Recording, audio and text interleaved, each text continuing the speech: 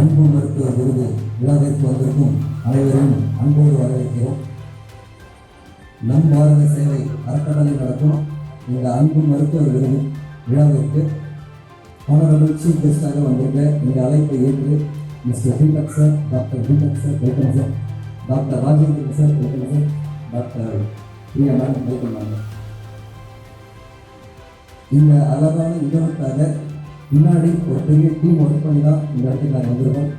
So அவங்கள பற்றி ஒரு சில வார்த்தைகள் சொல்லிடுறேன். ஸோ எங்களோட மென்டார், எங்கள் ஆர்கனைசேஷனை கரெக்டாக வழி நடத்தி கொண்டு போகிற எல்கேஆர்வி அப்படின்னால எங்கள் டீமில் ஒரு பவர்ஃபுல்லான ஒரு வாட்ஸ் இருக்கும். வைத்தியநாதன் சார், காப்பி வைத்தியன் சார்.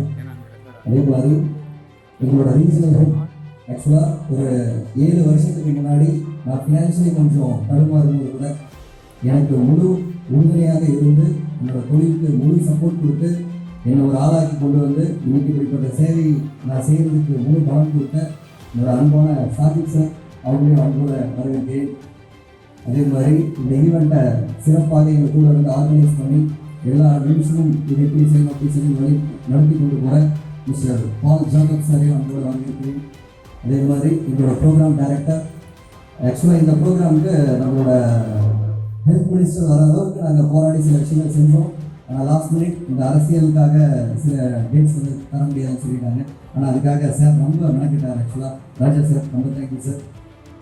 அதே மாதிரி எங்களோட கம்யூனிட்டி ட்ரைனர், ஸோ எங்கள் டீமுக்கு ப்ராப்பராக கைட் பண்ணி கொண்டு போகிற எங்களோட ராஜ்குமார் சார் அவங்களையும் அவங்களோட வரவேற்கிறேன். அதே மாதிரி எங்களோட ப்ராஜெக்ட்ஸை எப்படி படிப்படியாக நடத்தணும், எந்த மாதிரி வழிநடத்தி கொண்டு போகணும் அப்படின்னு சொல்கிற எங்களோட ஆனந்த் சாரையும் அவங்களோட வரவேற்கிறேன்.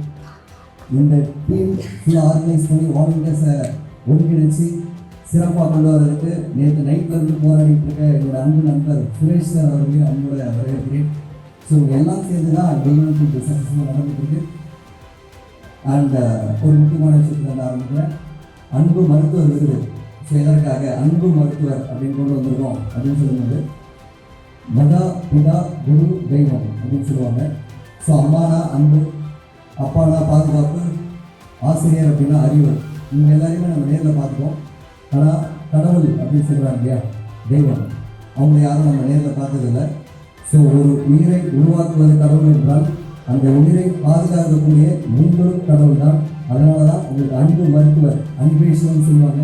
அந்த மாதிரி அன்பு மருத்துவர் அப்படின்ற அந்த அடிப்படையில் தான் இந்த அவார்ட்ஸை நாங்கள் ரெகனைஸ் பண்ணுறோம். ஸோ அன்பு மருத்துவராகிய உங்களுக்கு இந்த ஆர்கனைசேஷன் விருது வாங்குறது முழு மகிழ்ச்சி அடைகிறோம். அதே மாதிரி சமுதாயத்தில் இருக்க ஒரு குழந்தையும் படிச்சுட்டு என்னவாக போகிறேன் அப்படின்னா டாக்டராக போகிறேன் அப்படின்னா அந்த முதல் வார்த்தையே வரும். ஸோ அது பல பேருக்கு கனவாக போயிடுச்சு.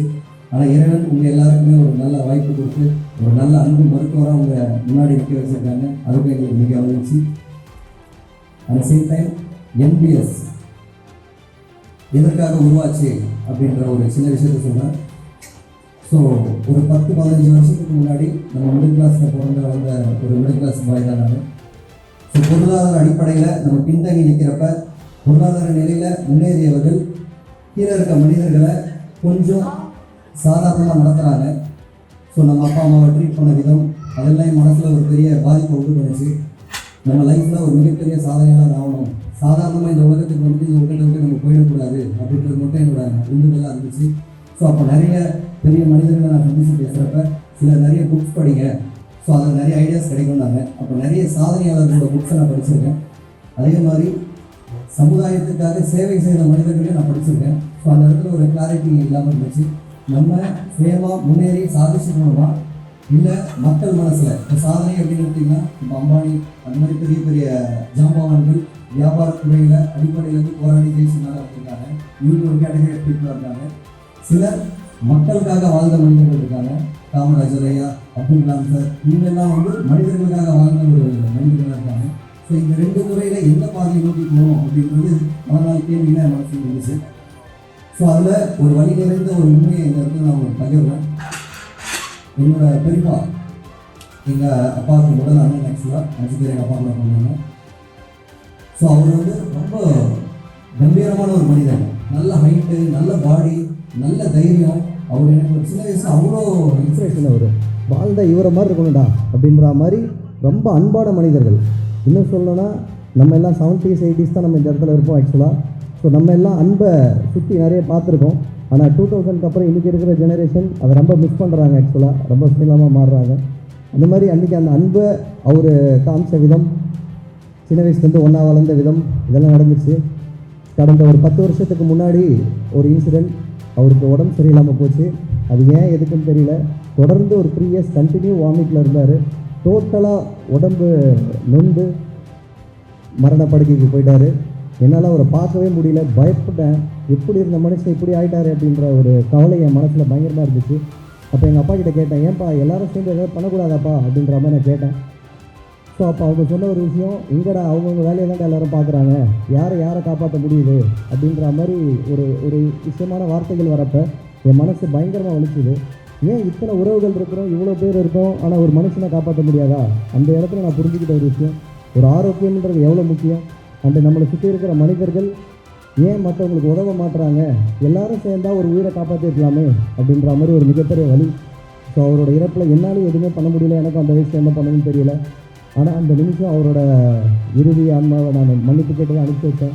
அப்போ நான் முடிவு பண்ணேன், நம்ம சாதிக்கணுன்றதை விட மக்களுக்கு சேவைன்ற விஷயத்துக்குள்ளே போகணும். இந்த மாதிரி பல வழி நிறைந்த சம்பவங்கள் இந்த உலகத்தில் நடந்துட்டு தான் இருக்குது. ஸோ அதை நோக்கி பயணிக்கணும்னு சொல்லி தான் ஆரம்பித்தது தான் நம் பாரத சேவை அப்படின்ற ஒரு அமைப்பு. ஸோ அந்த அமைப்பு ஆரம்பிக்கிறதுக்கு ஒரு மிகப்பெரிய காரணம் என்னென்னு பார்த்தீங்கன்னா, நல்ல மனிதர்கள் அங்கங்கே இருக்காங்க.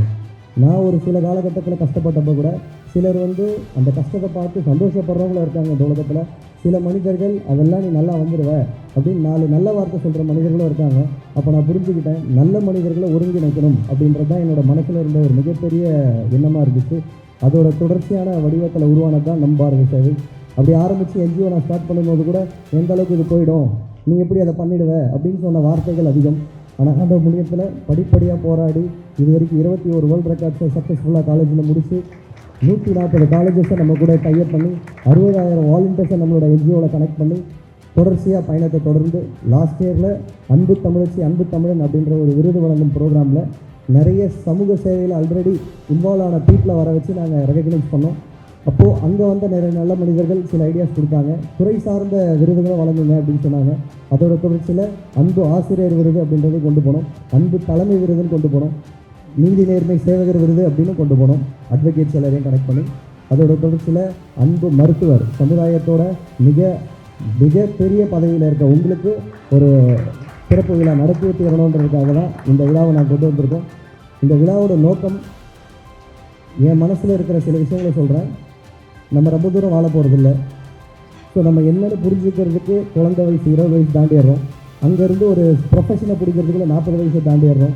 ஃபேமிலியை டச் பண்ணி வரதுக்குள்ள 60 வயசை தாண்டிடுறோம். அதுக்கப்புறம் 20 வருஷம் இருந்தால் நமக்கு ஜாக்பாட்டு, உலகத்தை விட்டு வெளியில் போயிடுறோம்.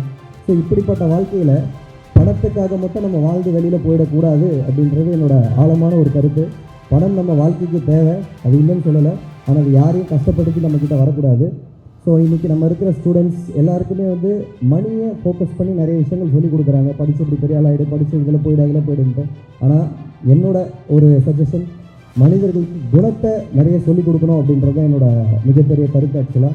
ஸோ நான் 1 லட்சம் வாலண்டியர்ஸை எங்கள் டீமில் கனெக்ட் பண்ணுறேன். ஸோ அவங்க எல்லாருக்குமே நாங்கள் சொல்கிறது, நம்மளோட குணம் ஃபஸ்ட்டு, நம்ம மனம் நல்லபடியாக இருக்கணும். அது ஒரு நல்ல குணமாக மாறும். அந்த குணம் நல்ல எண்ணங்களை வெளியில் கொண்டு வரும், நல்ல எண்ணங்கள் நல்ல செயல்களை வெளியில் கொண்டு வரும்.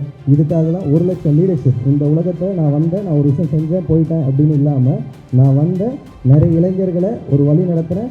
நான் போனதுக்கப்புறமும் அவங்க இந்த பயணத்தை திரும்ப தொடருவார்கள் அப்படின்ற ஒரு நல்ல நோக்கத்தோடு தான் இந்த பயணத்தை நான் தொடர்ந்துருக்கோம். ஸோ இதில் துறை சார்ந்த மனிதர்கள், நல்ல குணம் படைத்த மனிதர்களை ஒருங்கிணைச்சிட்ருக்கோம். அந்த அடிப்படையில் அஸ் ஏ டாக்டர்ஸ் உங்கள் எல்லாரையும் வேண்டி கேட்டுக்கிறேன், ஒரு மாவட்டத்தில் இருந்தும் 100 நல்ல குணம் படைத்த, அதாவது எதுக்கு இப்படி சொல்ல வரேன் அப்படின்னா, அந்த சர்வீஸ் மைண்ட் செட், நீங்களே சர்வீஸ் தான் ஆக்சுவலாக, உங்களோட துறையே சர்வீஸ் தான் ஆக்சுவலாக. மக்களுக்காக இறங்கி பயங்கரமாக பண்ணிகிட்ருக்கீங்க, பயங்கர பிஸி ஷெடியூலில் இங்கே உட்காந்துருக்கீங்க. சேம் டைம் நம்ம சேரிட்டி கூட கனெக்ட் பண்ணி, உங்களுக்கு நேரம் இருந்தால் மாதத்தில் ஒரு நாள் ஏதாவது ஒரு ஃப்ரீ ஹெல்த் கேம்ப், வாழ்க நலமுடன் அப்படின்னு ஒரு ப்ராஜெக்ட் வச்சுருக்கோம். ஸோ அந்த ப்ராஜெக்டை உங்களால் சப்போர்ட் பண்ண முடிஞ்சால் நிறைய கஷ்டப்படுற குழந்தைகள், முதியவர்களுக்கு நம்மளால் முடிஞ்ச சப்போர்ட்டை நம்ம கொடுக்கலாம். இது என்னோடய ஒரு வேண்டுகோளாக வச்சுக்கிறேன். ஸோ இந்த மாதிரி ஒரு மாவட்டத்தில் இருந்தும் 100 மருத்துவர்களை ஒருங்கிணைக்கிறோம். ஸோ தமிழகம் முழுவதும் 5000 மருத்துவர்களை ஒருங்கிணைக்கிற முயற்சியில் தான் இந்த பயணம் தொடர்ந்துருக்கு. அதுக்காக அதோட முதற்கட்டம் தான் இந்த அன்பு மருத்துவர் விருது அப்படின்றது. ஸோ ஸோ இதே மாதிரி போலீஸ் டிபார்ட்மெண்ட்லேயும் ஒரு டீமை கனெக்ட் பண்ணுறோம், அட்வொகேட்லேயும் ஒரு டீமை கனெக்ட் பண்ணுறோம், ஆசிரியர்லையும் தமிழகம் முழுவதும் 1000 சேவை குரு அப்படின்ற மாதிரி சேவை மனப்பான்மை கொண்ட ஆசிரியர்களை ஒருங்கிணைச்சு ஒரு ஆசிரியர்களும் 100 வாலண்டியர்ஸை அவங்க கையில் கொடுக்குறோம். ஸோ சேவை குருவாக இருந்து அந்த 100 வாலண்டியர்ஸை ஒரு நல்ல லீடராக கன்வெர்ட் பண்ணுங்கள் அப்படின்றத அவங்களுக்கு நாங்கள் ஒரு ப்ராஜெக்டாக கொடுத்துருக்கோம். ஸோ இந்த மாதிரி தொடர்ச்சியாக இந்த வருஷம் ஃபுல்லாக இந்த ப்ராஜெக்ட் நடக்க போகுது, வாழ்நாள் முழுவதும் இந்த ப்ராஜெக்ட் நடக்க போகுது. ஸோ இதுக்கு உங்கள் எல்லாரோட சப்போர்ட் இருக்கணும்னு ஆசைப்பட்றேன். உலகின் தலை சிறந்த செயல், உலகின் தலை சிறந்த செயல் சேவை. வாருங்கள் ஒன்றிணைவோம், நம் பாரத சேவை. தேங்க்யூ.